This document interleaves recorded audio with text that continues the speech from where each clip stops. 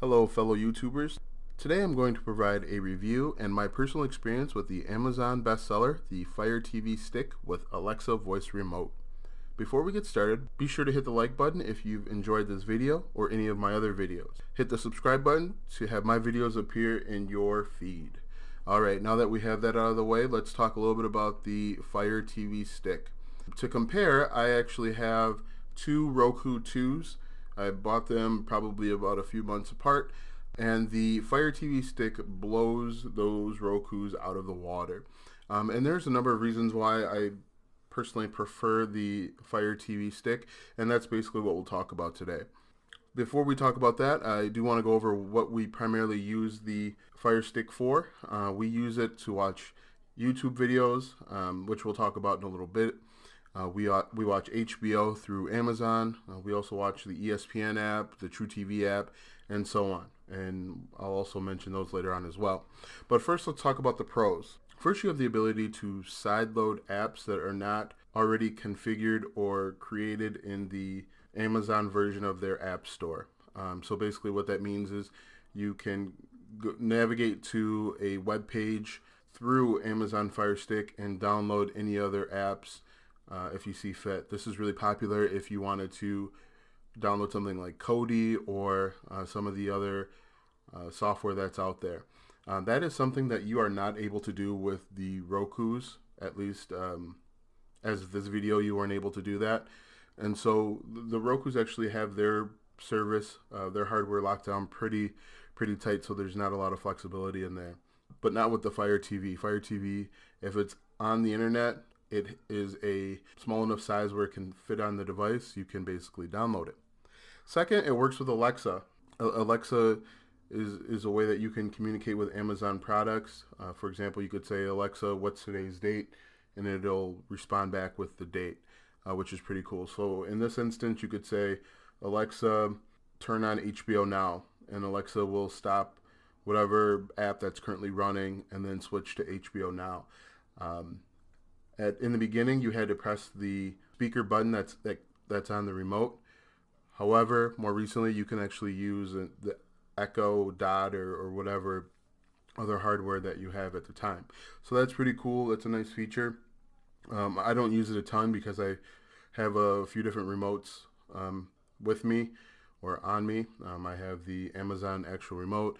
I also use the app, the remote app, which is really nice. Very easy to use, and I know that I always have the phone right by my phone right by my side, and that's probably the first thing that I use is the actual remote on the app on my phone. As I mentioned, it works very easily with other Amazon products, most notably the Echo Dot, that family of listeners and communication software.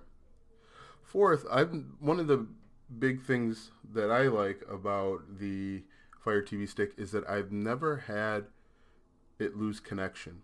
The only time it loses or drops connection is when the internet goes down or my power goes out. Other than that, it has worked pretty steadily, which is awesome. I can't say the same for my Roku. Occasionally my Roku will not connect to things, and so I'll have to unplug it and plug it back in.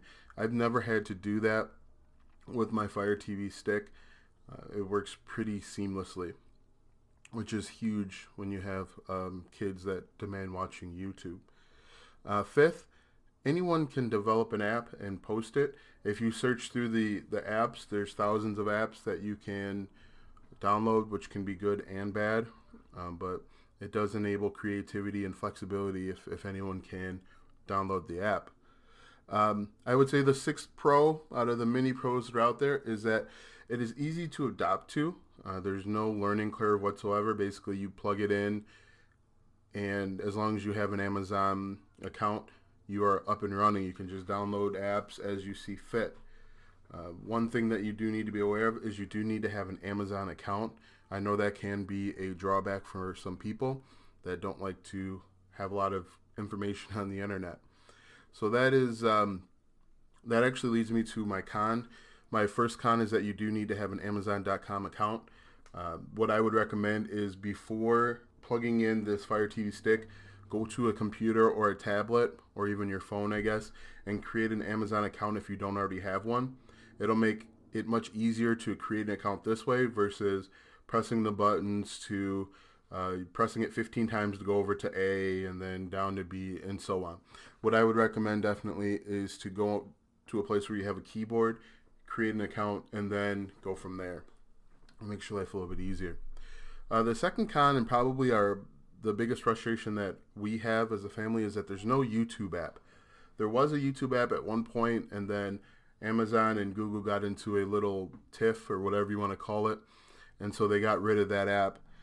So what you have to do is you have to either go through Silk, which is a web browser for Amazon, or you have to go through Firefox and then go to YouTube that way.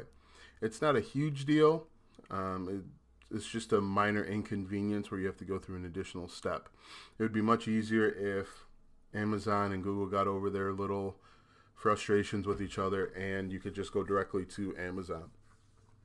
Another frustration that I have is that it can be difficult to delete subscription services.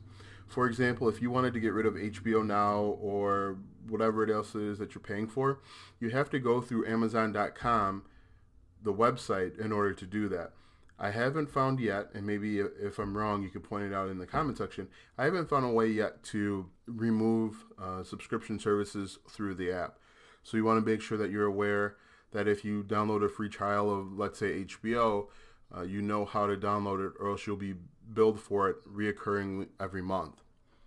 I would say our second biggest frustration is that the Fire TV stick, and this is more of Apple, or this is more of Amazon in general, is that it's missing some pretty big name apps. For example, in our area, we use Spectrum, which is formerly Time Warner.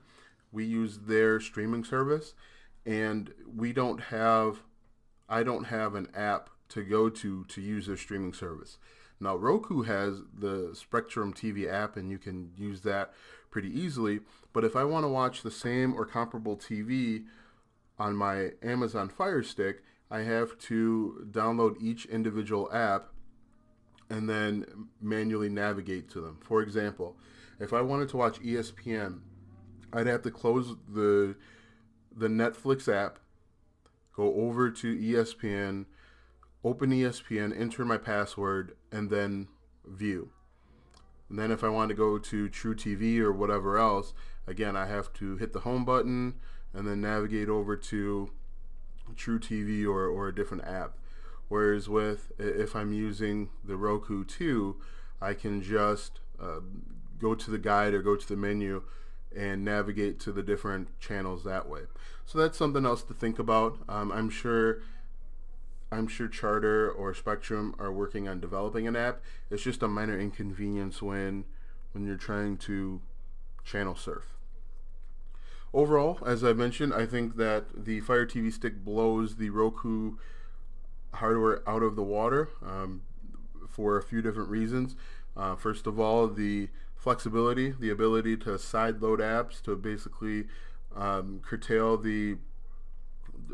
basically the way to modify the Fire TV to your streaming preference, to your viewing preference is huge. The ability to integrate the Fire TV stick with other Amazon hardware and software is a huge plus. It makes you lazier, which is good when you're coming home from work and you just want to relax and watch a little TV. And finally, it's very easy to use, very easy to adapt to. The navigation and user interface is very easy, very streamlined. It's very flowy, if that makes sense. Everything flows together and works together, so it makes your life a little bit easier. So what you should do now is click the link below to check out the product for yourself. Read the reviews, read the description. These views are just my views, they're personal views, but definitely go out and click that link that you'll find below and take a look for yourself. The link that you will click is an affiliate link, and by purchasing the product, I do receive a small bit of compensation. The cost of the Fire Stick is not affected positively or negatively by clicking the link. It's just a little bit of a compensation for me on my end. Finally, before I go, please like this video if you enjoyed it. Also hit the subscribe button and tell me your thoughts in the comment section below. Do you own a Fire Stick TV? Do you own a different Amazon device? What are your favorite apps? What streaming service do you prefer? So that's all I have for you guys today. Thanks for listening, and we will see you soon.